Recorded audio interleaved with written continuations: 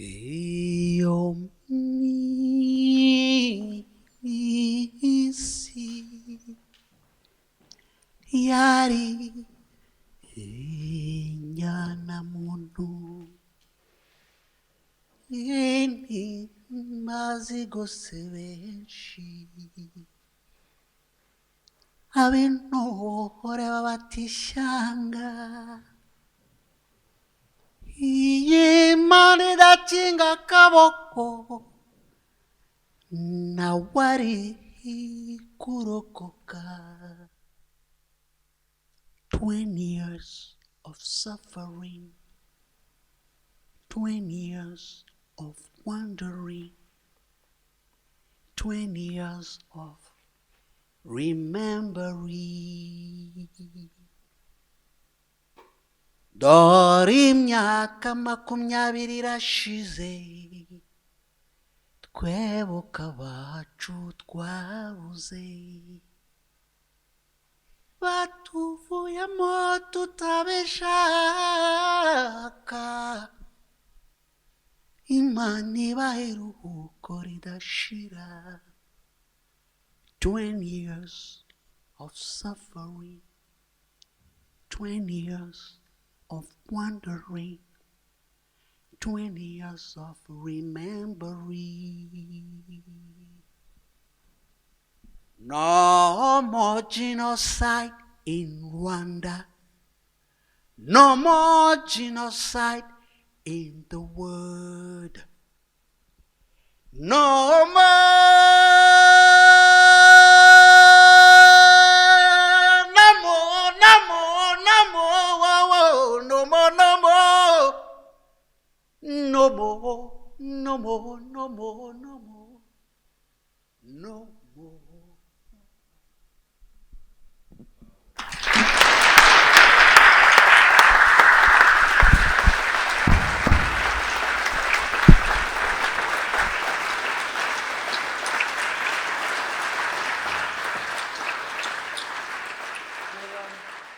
I just wanted to start off really.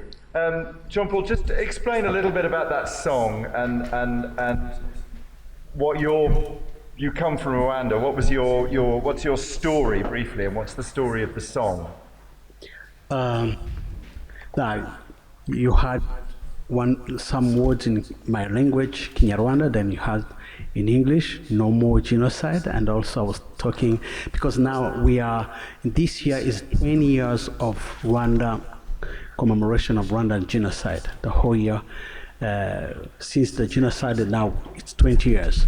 Then I was saying 20 years of suffering, 10 years of wandering, 10 years of remembering. But short my story, I'm a survivor of Rwandan genocide. I lost my parents and 3 brothers and a sister during the genocide. If I can able to sing again, it's because I decided to forgive the man who killed my parents.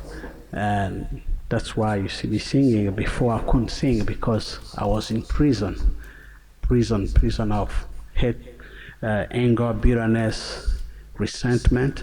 But I was free from that, the anger, because of I decided to forgive. The power of forgiveness helped me to overcome John Paul, those problems. Can I ask you something about that? There's an interesting comment in the film about the relationship between remorse on behalf of the perpetrator, or whether or not that forgiveness, whatever word you want to use, is actually something about yourself.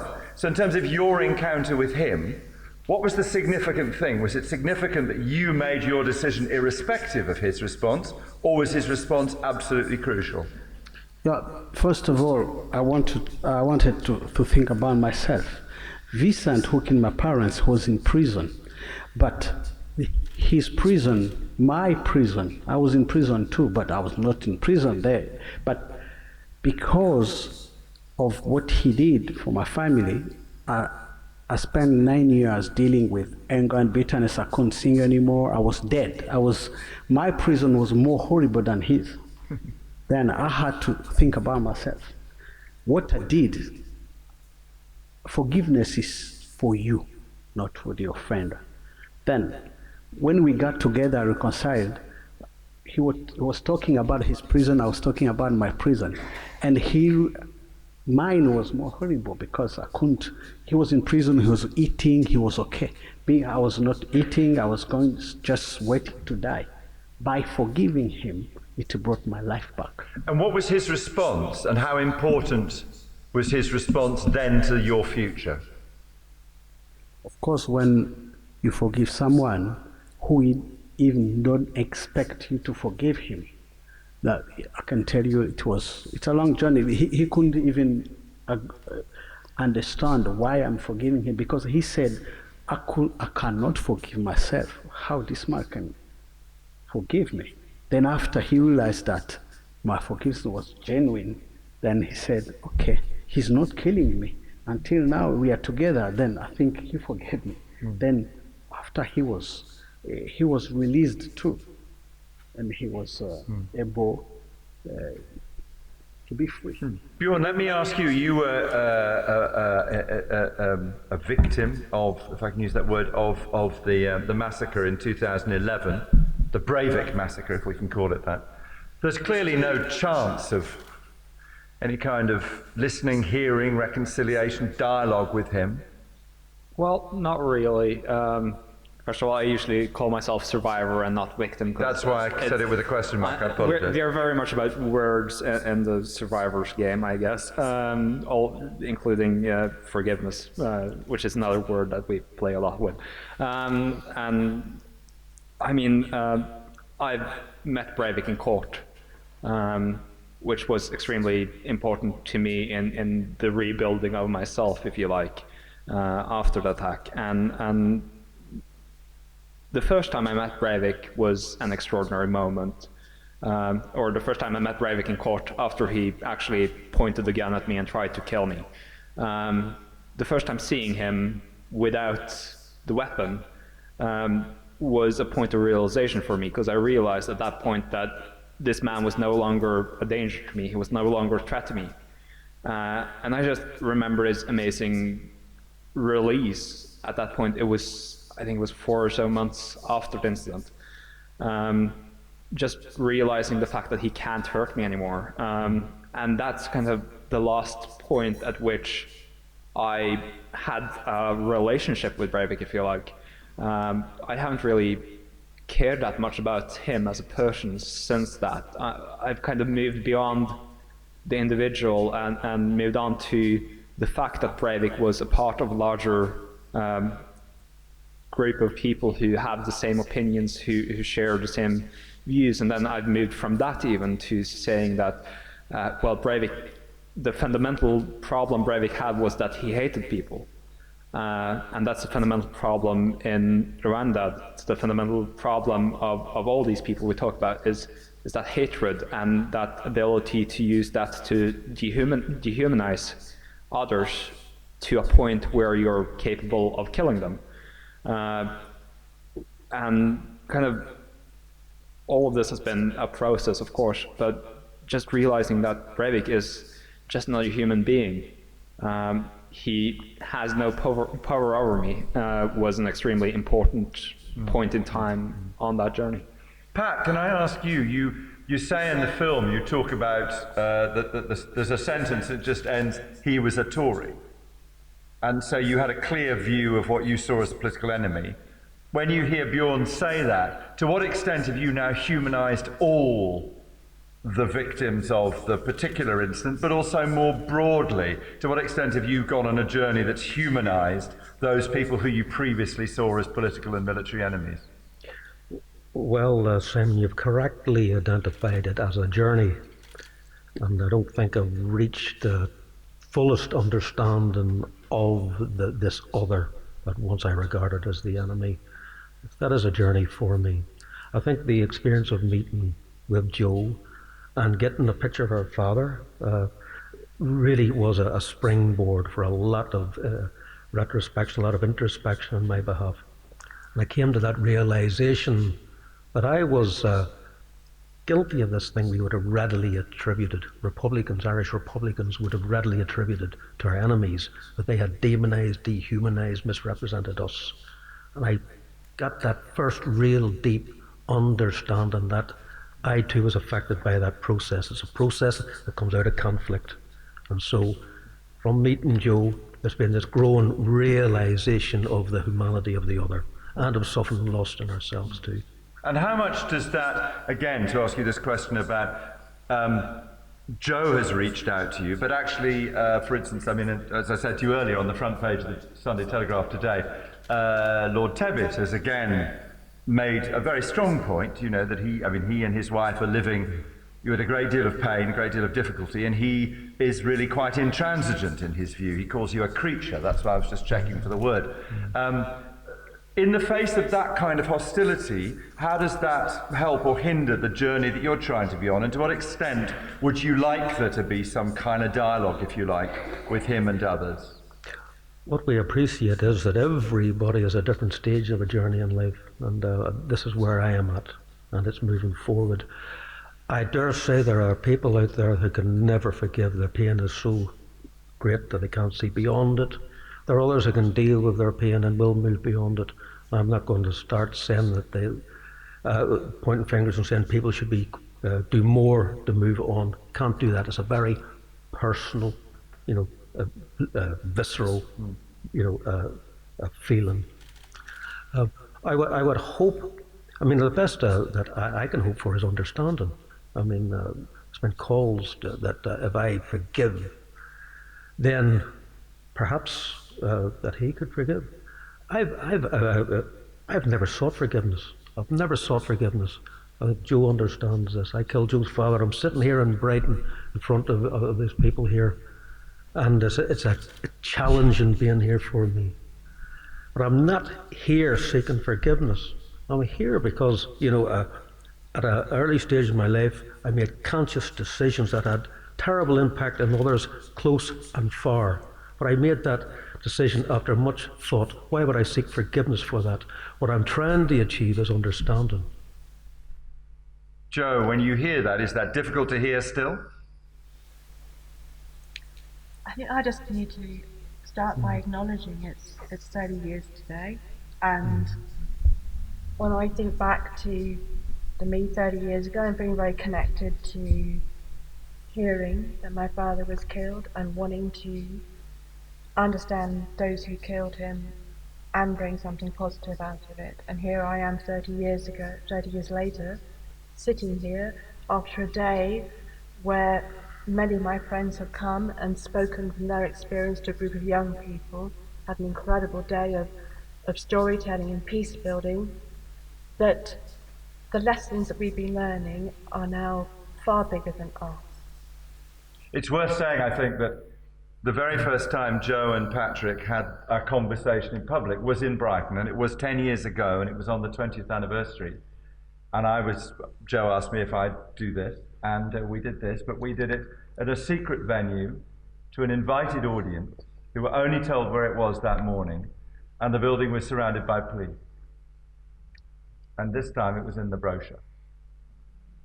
So something's happening. Who would like to contribute or ask a question or talk to any of these good folk? There's a microphone, there's a roving microphone. There's maybe halfway up on the left there. If you could say who you are and where you come from, if you've got somewhere that you come from. I don't mean 24 Clifton Street. I mean, if you or even I was born in 1956. But if you feel you've got a reason to explain who you are, that would be helpful. Hello, my name's Flora Thompson. I'm from the Argus newspaper. I want to say thank you for sharing the film with us. It was very insightful. My question is for Patrick Magee. I wanted to ask, after many have commended your courage in working with Joe and to move past your actions of 30 years ago, as the chairman has said, some cannot say they cannot begin to forgive you until you publicly apologise and name those who authorised and funded the bombing. Are you prepared to do this tonight? No. That's as blunt as that, because that's a blunt question. We're in a peace process coming out of terrible decades of atrocities on all sides. A lot of them instigated by people in power who abused their power. I would love that process now to reach a position where the truth could be gathered, that everybody would feel free to open up and tell the truth, all of the truth. It's not going to work if the finger is constantly pointed by those who had least power and have to find themselves making account of their actions. It has to include those who had the power, the real power, who had options, in other words, and didn't use them and resorted to violence in the first instance. Our violence came from a position of powerlessness. We want an inclusive process where all the truths are told, not this partial process where the finger is pointed at those who had least power. Do you think, Patrick, there's a...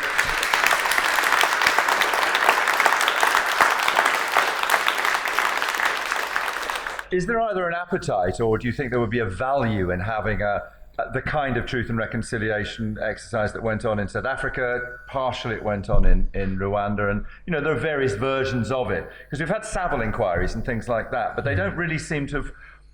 They haven't built that bridge, have they? They haven't built the social capital between people. What has happened has been done on a very ad hoc and inadequate basis. It's people demanding the truth, striving, campaigning over decades, and that truth been hidden from them.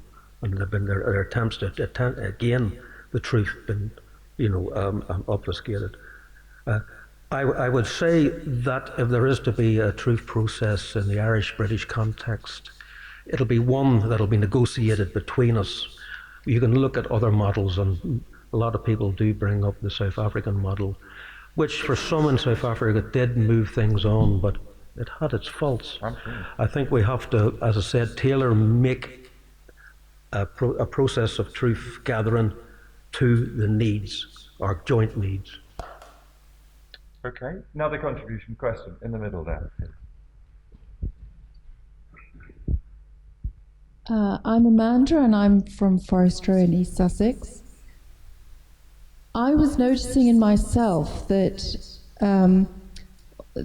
one could almost applaud the victim for being able to forgive, that there was sort of a great admiration, but it still for me left the perpetrator in some way unresolved. And I think for me, forgiveness is when somebody in that film said, when we realize that I could have done exactly what the perpetrator did, given another circumstance, I can only truly forgive when I see that the perpetrator and myself are one, and that I'm not being bigger than them by forgiving them, but by understanding and recognizing that we are the same.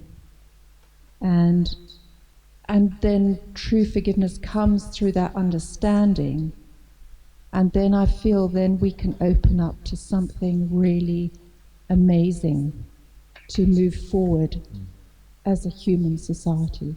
But as long as we say,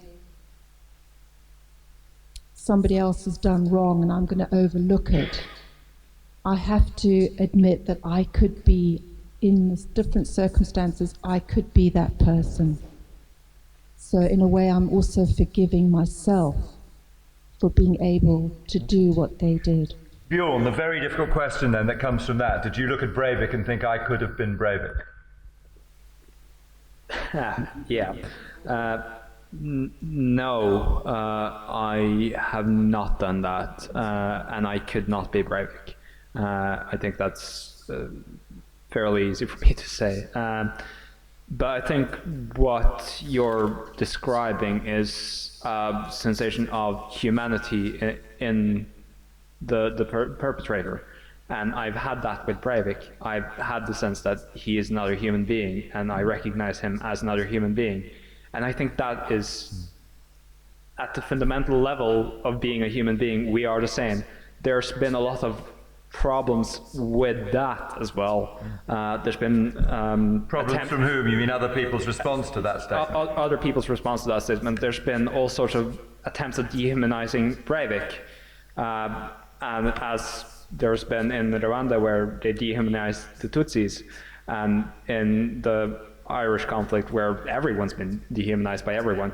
And that keeps going on in conflicts. And from the parents of people who lost their lives on the 22nd of July, from the parents of my friends and my fellow survivors, there's been all sorts of attempts at naming Breivik a madman, making him seem like a monster rather than a human being, all sorts of things like that. And I think that's terribly dangerous. And one of the things that happened in part of this dialogue about whether Breivik was a human being or not was that people decided to stop using his name. They didn't want to say Anders Behring Breivik, so they said, you know who. And if you've read anything by J.K. Rowling, you know that's a bad path to be on. And I constantly refer to Harry Potter in this for some reason. Yes, it makes me anxious that we're using Harry Potter as the baseline now. But it's kind of give at the same time as it's dehumanizing the enemy, if you like. It's giving him more power than he has, because while you're giving him a status by making him something different, making him half godly in some sort of way. Well, you could very easily become like him. Now, but you see that point, Joe, with you. I mean, what the person was saying there was the recognition of common humanity, but that also coexists, doesn't it, with a moral judgment. You know, and you've been very clear. I mean, Pat killing your dad was a wrong thing to do. I mean, there's no ambiguity about that, is there, for you? About whether it was the right or the wrong. I mean, can you make a moral judgment about the killing or not? I first wanted to meet Pat back in 1986, and it's because I didn't want an enemy. I didn't want anybody in the world to be my enemy, and I wanted to see his humanity. And eventually I got to meet him after the peace process in 2000. And I was very clear when I went to meet him. I went to listen and to understand, and I was curious as to who he really is behind the label. And to me, there's a very big difference between who he is and what he did.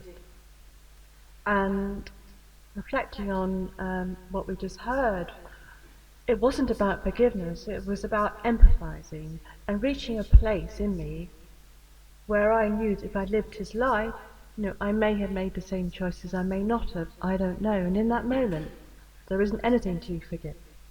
Now, this isn't condoning violence, this is beyond that. This is just seeing that I was capable, as Marina so well put in the film, that I'm capable of hurting other people as well.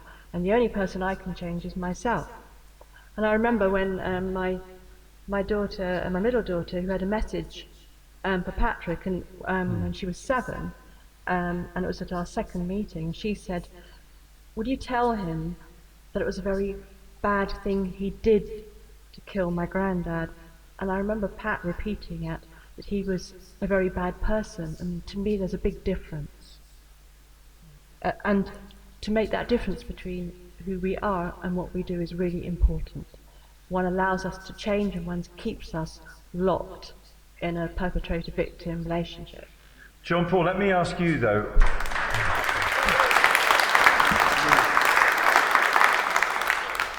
But there is something about committing a crime and there being a punishment attached, notwithstanding that at the same time, or in some part of the future after that event, there's reconciliation or whatever you want to call it. But how important was it that the person that you did eventually have a conversation with, a dialogue with, and you found some kind of conversation, some forgiveness with, how important was it that he was punished? That society said what you did was wrong and you were punished? How important was punishment to you in that? Yeah. He was in prison for 11 years, but before to forgive him, as a survivor genocide, just even being in prison was just a gift, before to forgive him, he deserved more, he deserved to be killed, see. But to answer that question, I was thinking also how I can give answer that question. I can do the same time. Let me say, we become what we don't forgive. Just in short. But to keep saying, he did this, all those years, 9 years, I was, look at this and what he did. Always I was carrying him everywhere I go. I couldn't walk, I couldn't sing anymore, I couldn't do anything. So, why he killed my father? Why he killed my... All the time, then I couldn't think about myself, then always keep... Then after, I realized that I'm killing myself. Just insulting him or do what I was doing was not going to bring back my parents. That's fair enough. No, but I'm not talking about insulting or dehumanizing. I'm talking about due process, going through an agreed democratic justice, a process of justice, and people, if they commit a crime, having a punishment. Was that important to you, that he'd gone through a process and had a punishment? Now let me be short again. I wanted just to bring that and to give a good answer, but let me say this. There is difference between forgiveness, reconciliation, and justice. Justice is another thing. Even justice, they can do justice, say, put you in prison, you did this. It doesn't, he was in prison, the justice did well, but it didn't heal me. But what I need is, I have to see myself, my future, my children. You know, when you are not healed, you transmit your hatred to your children. Then I want to be healed. So in Rwanda, when you got people think, I don't care if the justice, they are not even satisfied. Even if they are in prison, they deserve more than prison. But it's different when you talk about reconciliation, when you talk about forgiveness, justice, it's another thing. Even now, I forgave him, Vincent, another answer. If they take him, I say, the justice or the government, let me put him in prison again. It doesn't, but for me, I forgave him. If they can do whatever they do, because it's not me, it's the government. The government had the right to do their justice. That's the government. The justice is something else, then forgiveness is something else. I can't hear it. I wanted to say thank you to Joe and for everybody who was here today in the workshop with children. My 15-year-old son was here. And as a 15-year-old, he knows that killing people is wrong. He never thought anyone was right, wrong. That wasn't what he was judging. When he came home, before I came out to come here, the thing that he said that struck him the most, apart from the various conversations he had, was seeing people who had harmed each other in the past sitting next to each other as human beings. And he said, that there was no... On the news and in the media, you see the good person, the bad person, the Israeli, the Palestinian, and people. It's like football teams. You take your side, and one's right, one's wrong, and you lose the humanity. And for him, and I thank you. And I think, are you the soldier? Were you here? Are you the soldier that was here earlier on? I don't know who it was. It moved him greatly. And I know that he will tell his friends about what he saw, and I know he'll carry it with him for the rest of his life. And it's a rare and precious thing, I think, to see people. So I have to start crying now. It's a rare and precious thing to see people sitting together when harm has been done in the past. It's not something generally in the media, you don't see it. And that's all.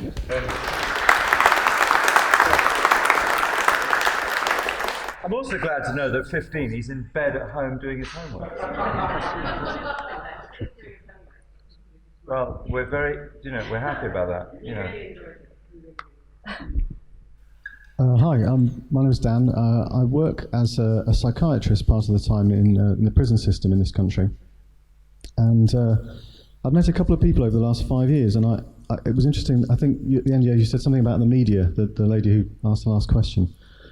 And I'm fascinated by, I'm fascinated by the fact that we don't see this more commonly, and I would like to ask the panel, I guess, about their views of how the media presents people who have killed.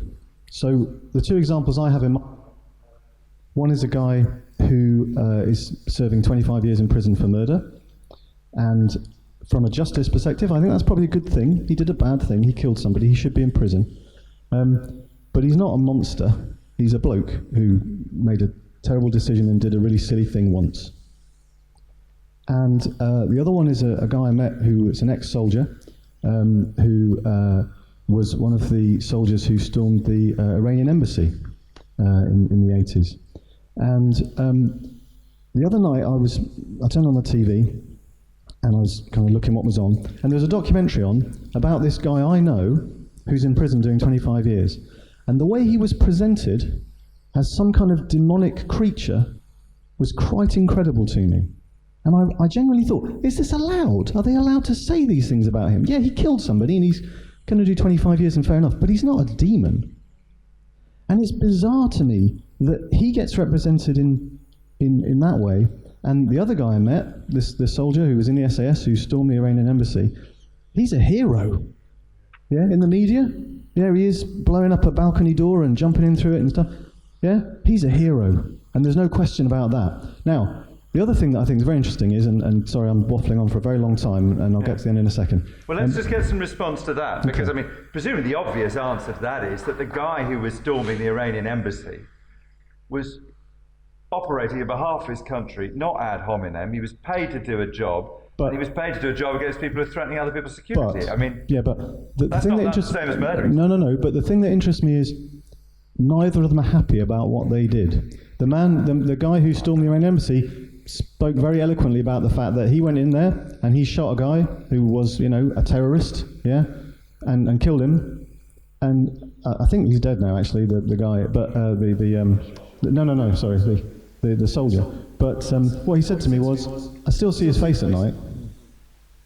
Murder isn't normal for anybody, and that's why I sort of compare the two, because I don't think the circumstances of whether you're being paid and it's your job makes much of a difference. It's not a normal thing for people to do most of the time. But when we do it, why do we not have more of this kind of rational conversation rather than a complete sort of black and white polarization in the media? I mean, Joe, you've experienced this a lot because you've both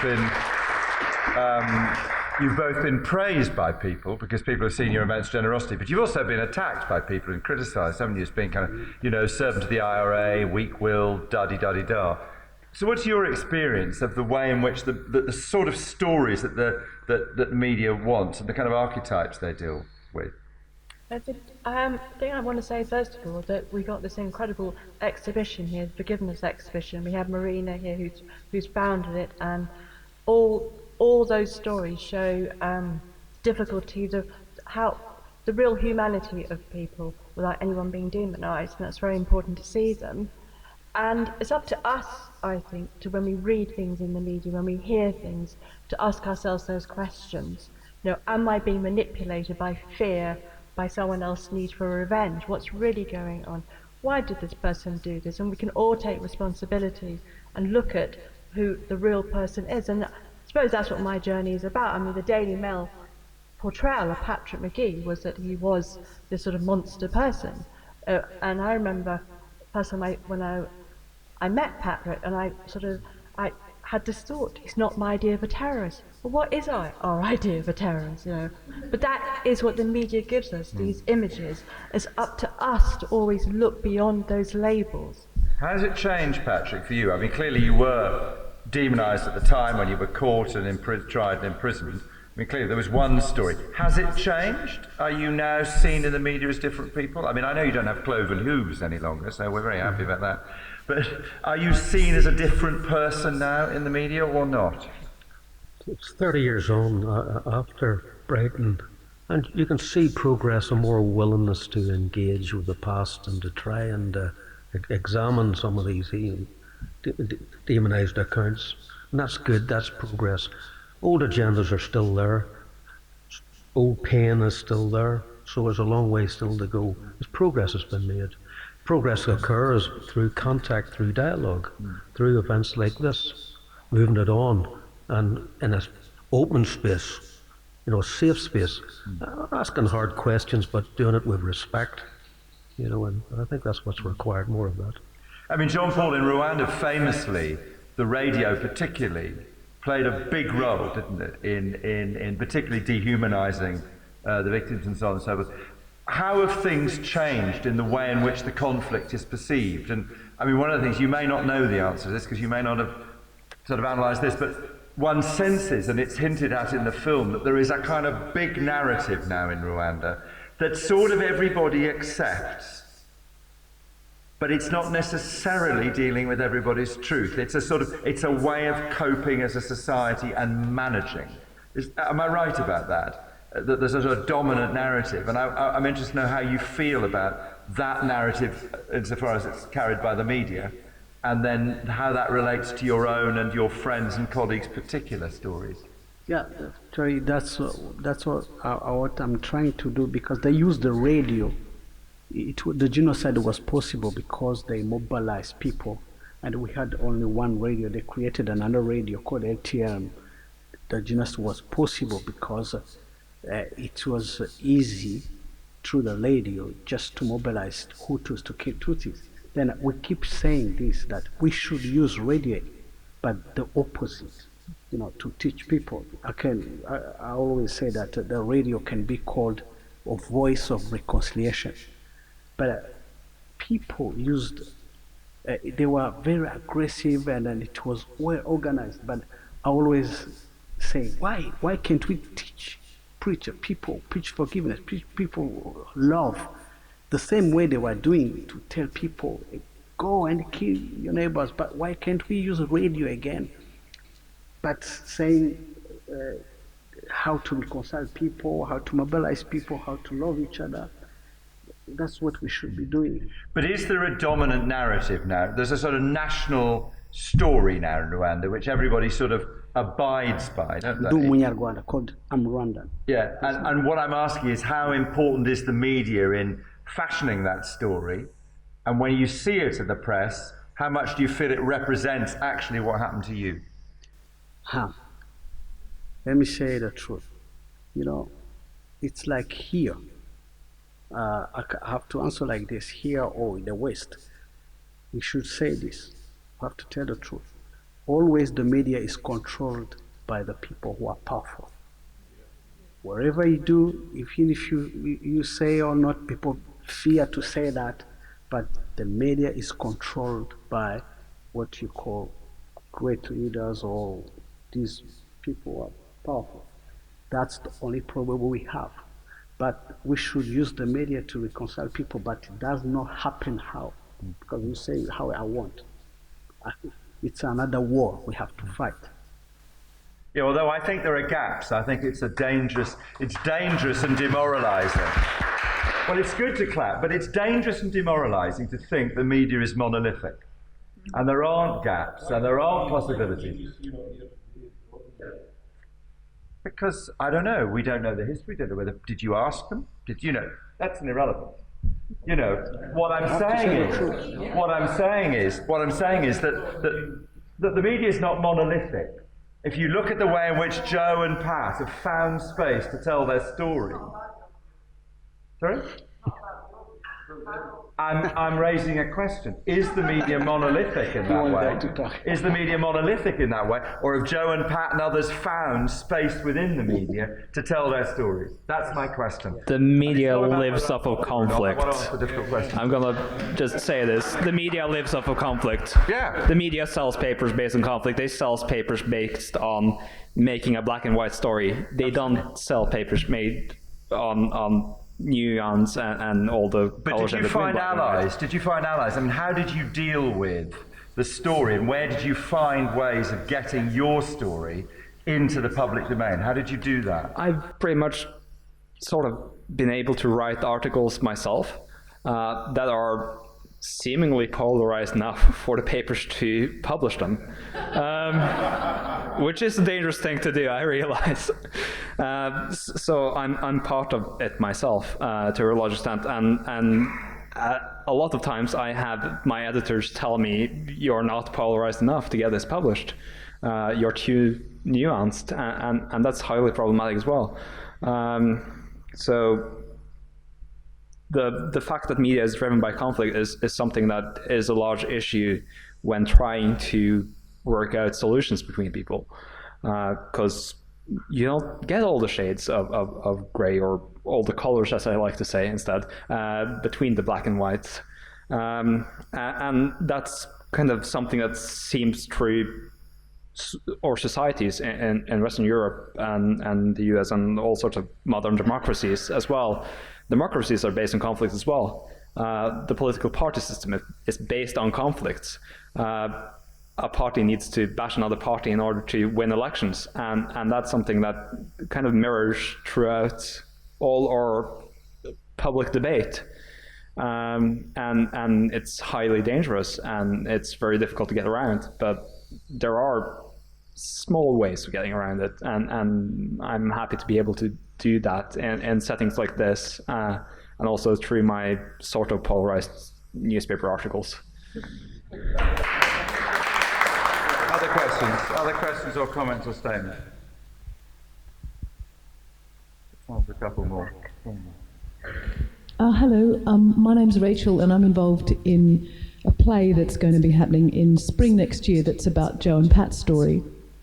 I'm trying to form the question in my mind. Something about, there was someone said something in the film about being young and ideological, and there being an excitement in being caught up in a cause.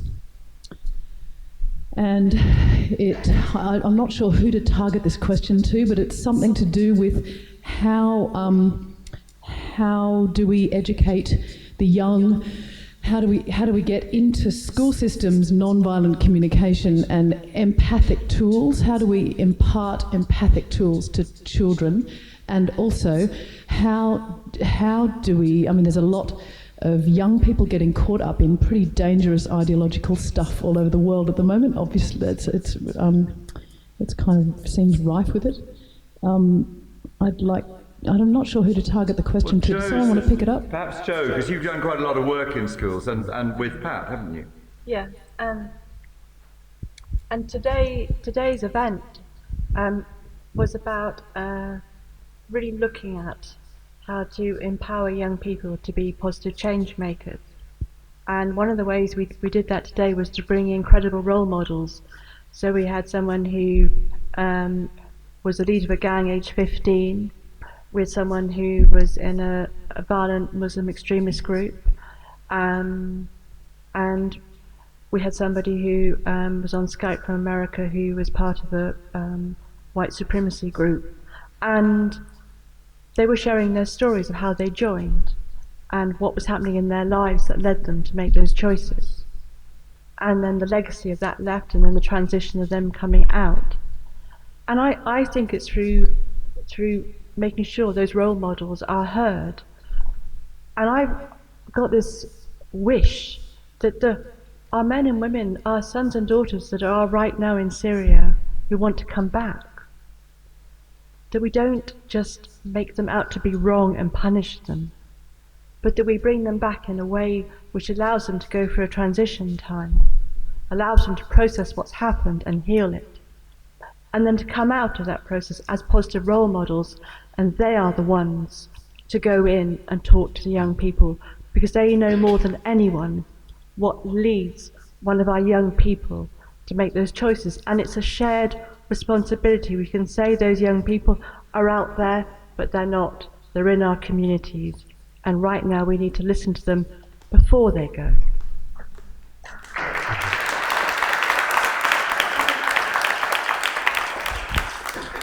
I completely agree with you on all of that, Joe. But there's one thing that I said when I think your son actually he looked a bit like you, so I'm deeming him to be yeah. So yeah, he asked me today what is the one thing we can do within the educational system in order to prevent acts of violence, and my immediate response was to start teaching critical thinking.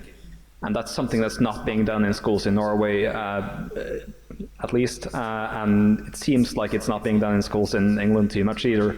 I mean, I studied in Liverpool, so I've met quite a lot of graduates from the public school system in England, and it seems like what schools are teaching is mostly one-sided stories, and not challenging those stories, so conformity really. And what I find would be the best solution to the people going to Syria, for instance, would be if they started questioning everything.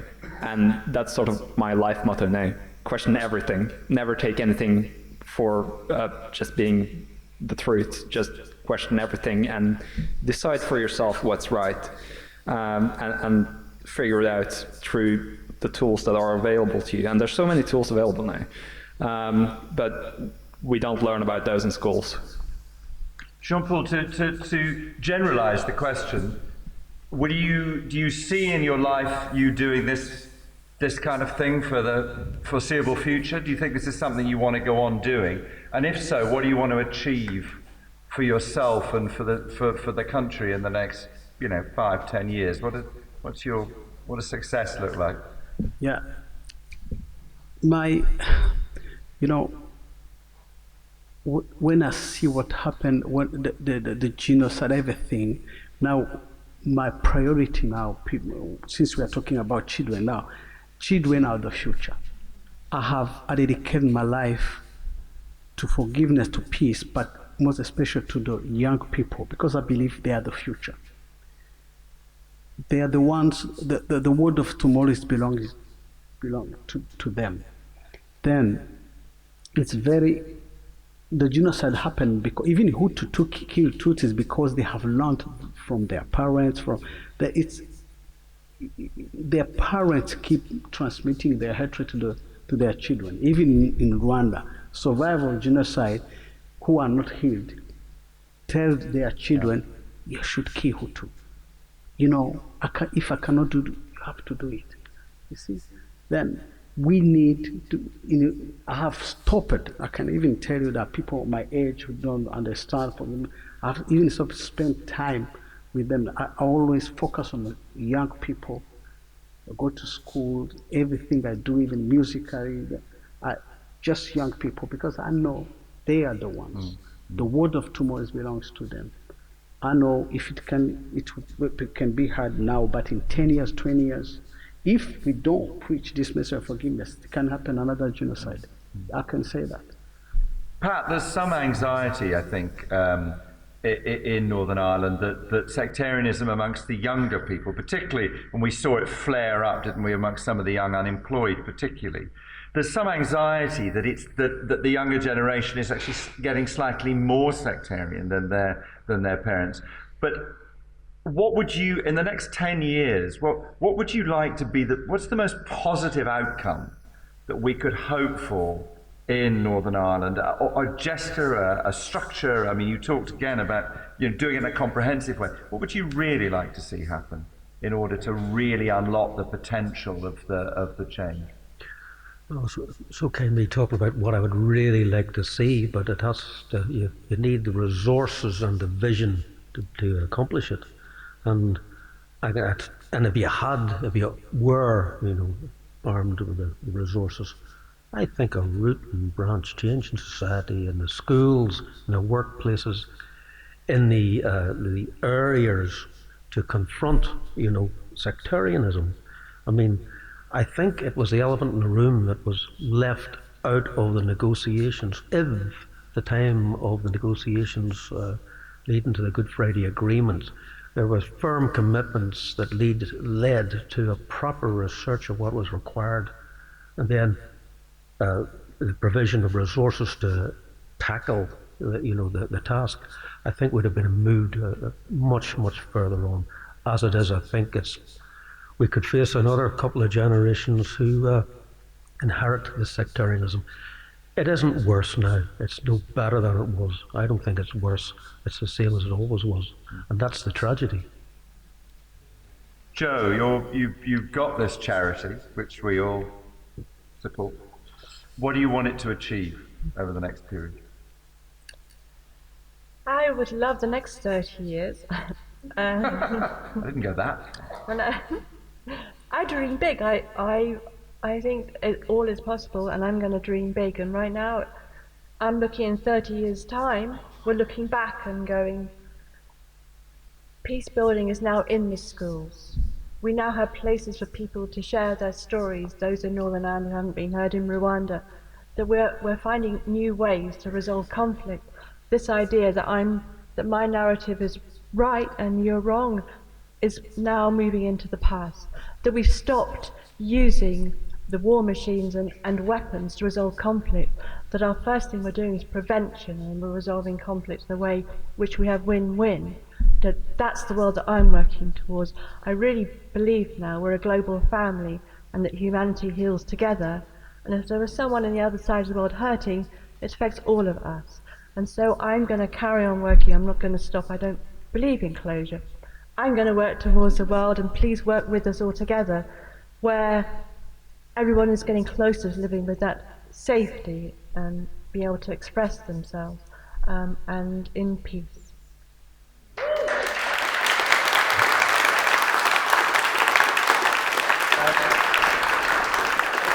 Thanks very much, Bjorn and Jean-Paul and Joe and Patrick, and thank you very much indeed for coming. Thank you, everyone.